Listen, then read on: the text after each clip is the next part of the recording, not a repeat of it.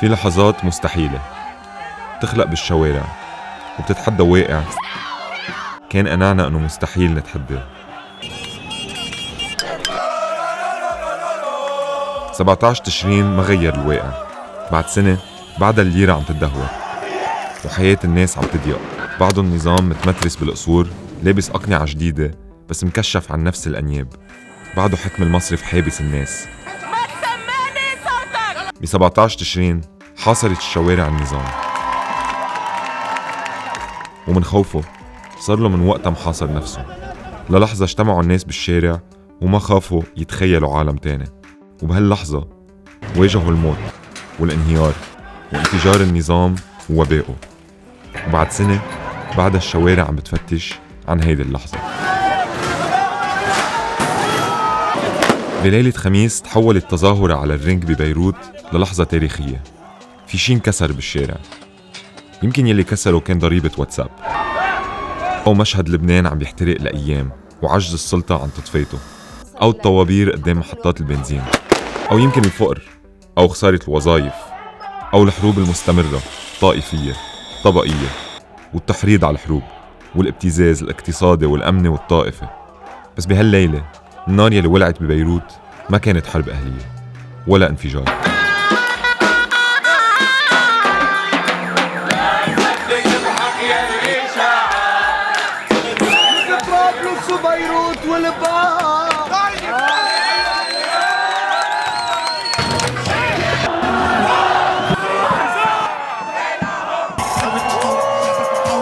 فجرت موهبة انه لازم نشارك بالحياة السياسية. نجح الشارع بكسر الحواجز، التقيت في ناس ما بتشبه بعضها ومطالبها ما بتشبه بعضها.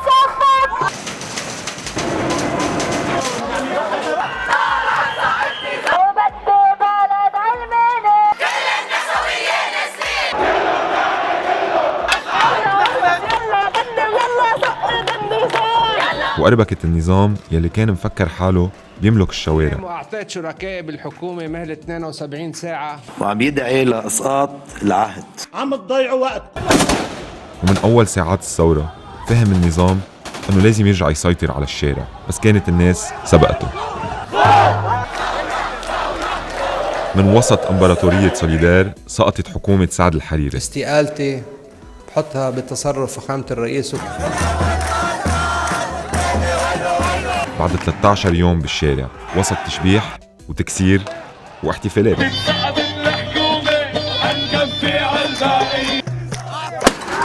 تحولت المصارف لنقاط اشتباك مع السلطة، من بعد ما تحولت أبسط المعاملات المصرفية لمعركة مع نظام سرق مصريات الناس من دون رقيب لسنين ليمول حاله.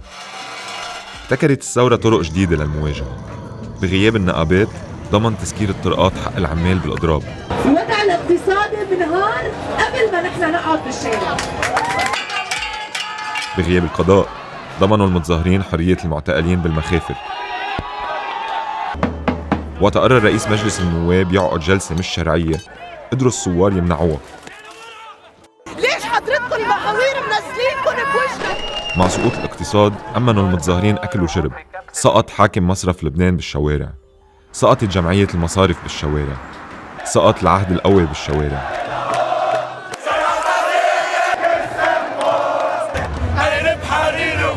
سقطت قدسية نبيه بري بالشوارع وترهيب حزب الله. ومع سقوط الليرة سقط النموذج الاقتصادي ورسمت الثورة مطلبها الأساسي.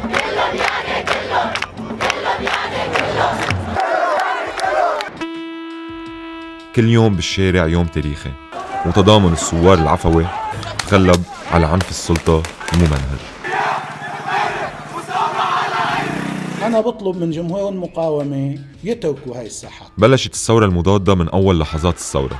في بعض الطرقات تحولت إلى حواجز خوات، وهذا الإصبع اللي بده يخاف منه يخاف منه. ما في خطاب النظام اشتغل ليحبط الثورة، هددها، كذبها، استغلها وخونها. طلب منهم من اللي عم بيحركهم من خارجكم. بطرابلس أعلام تركية، وببيروت خيام سعودية ترتبط بسفارات أجنبية وبأجهزة مخابرات أجنبية.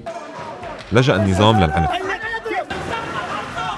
حصلت ردات فعل خرجت بعض الأمور عن السيطرة. أنا بحبكم كلكم، ويعني كلكم كلهم يعني كلهم يكون للمساءلة مش للظلم. وفي هذا الإطار ليس كل يعني كله يفلس مصرف، فالمودع ما رح يخسر وديعته. انتوا جماعة عم تنصبوا على العالم. في عندهم أوادم بهالدولة يروحوا يهجوا. لا في مشكل. من أول لحظات 17 تشرين الشهداء عم بيسقطوا على أيدي النظام. هددت الأحزاب بالحرب الأهلية وبأنه تجر الثورة على العنف، بس رغم كل حملات التهويل ب5 أشهر بالشارع ما طلعت رصاصة وحدة من صفوف الثوار، ويلي هدد بالعنف هو يلي استعمل. كتلة الوفاء للمقاومة سمت الدكتور حسان دياب.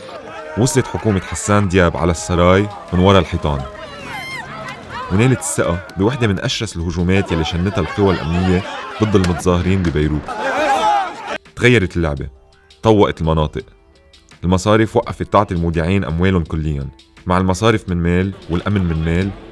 سيطرت حكومة العهد على الشارع، مما يدفع الجمهورية اللبنانية لتعليق سداد استحقاق 9 آذار من اليوروبوند. طلبت الحكومة فرصة 100 يوم، وبلشت المفاوضات مع صندوق النقد الدولي على خطة اقتصادية بتفوت مصاري على البلد. بس الخطة بتتطلب تضحيات، والتضحيات ما كانت رح تجي من النظام بل من الناس. Sometimes bad things happen and I wish it didn't. لا داعي للهدى على الإضافة. وبأواخر شباط اجى حل، حولوا النظام لفرصة ما كان بيحلم فيها. China has identified the cause. بحجة الكورونا انفرض منع التجول، انشالت الخيم من الساحات، كان فقر وصار فقر أكثر. اعتقلوا الناشطين، تهدد الإعلام، المصارف فرضت الأمر الواقع، والنظام استعاد السيطرة. هلا ستقمع. الشارع انطفى، الكهرباء انقطعت، والبنزين كمان، الخبز صار أغلى، واللحمة بلشت تختفي عن الرفوف. ارتفعت حالات الموت عن طريق الانتحار، ورجعت الشوارع تلعب دور مش غريب عنا، وصارت المأوى الوحيد للعاملين والعاملات يلي انطردوا من الأشغال ومن البيوت وواجهوا قيود النظام بأوضح وجوهه. بهالوقت كان النظام عم بيعرقل المفاوضات مع صندوق النقد. انهارت الليرة أكثر، ووقت حاول الشارع ينتفض كان النظام جاهز. قام صندوق النقد عن الطاولة، سكرت المحلات، رجعت التهديدات. اللي بيجي قدام بيت حدا أنا بقلكم من هلأ أنا مسؤول عن كلامي، أوصوا من الشباك. هناك صنف من البشر أقل ما يمكن أن يقال فيه إنه بلا مخ. والنظام استعاد السيطرة.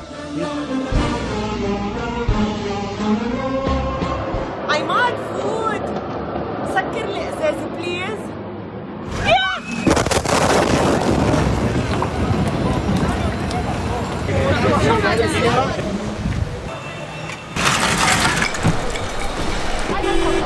شو بدهم؟ نقف لهم بنص الطريق بنقول لهم اوصونا، اعدمونا واحد ورا الثاني، ولا بنقول لهم سقطوا فينا القمله ونحن بنوقف لكم شهداء؟ شو بدهم؟ في لحظات مستحيلة، بس بسياق الأحداث ننسى أنها مستحيلة. مثل أنه رئيس الجمهورية كان يعرف أنه تحت الشارع في قنبلة موقوتة، مثل أنه رئيس الحكومة كمان كان يعرف، والقضاء كان عارف، والأجهزة الأمنية كانت عارفة، وما حدا تحاسب. كل اللي كانوا يعرفوا ما لقوا وقت يعملوا شيء. ما كانوا 2700 طن نترات أمونيوم بالمرفق أولوية، كان في غير أولويات. كان في الأزمة الاقتصادية يلي ما انحلت، كان في الوباء يلي ما تسيطر عليه، وكان في الثورة. اعتبر النظام انه الانفجار فرصة، اعلن الشارع طلاق النهائي عن النظام، والنظام رد. اعتقلوا الناشطين. أعلن اليوم استقالة هذه الحكومة. النظام وعد وعود جديدة ووعود تاني. سقط دياب واجا ماكرون، واجا أديب وفل ماكرون وطار أديب، وبهالوقت في بلد كان عم بيولع. المصارف ما حررت أموال المودعين ولا حتى يلي تدمرت بيوتهم.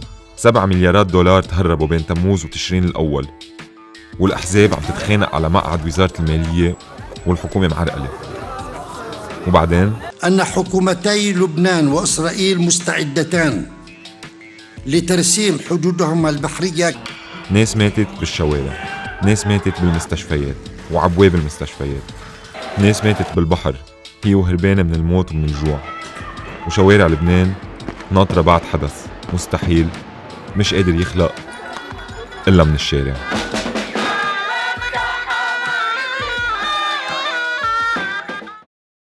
كفى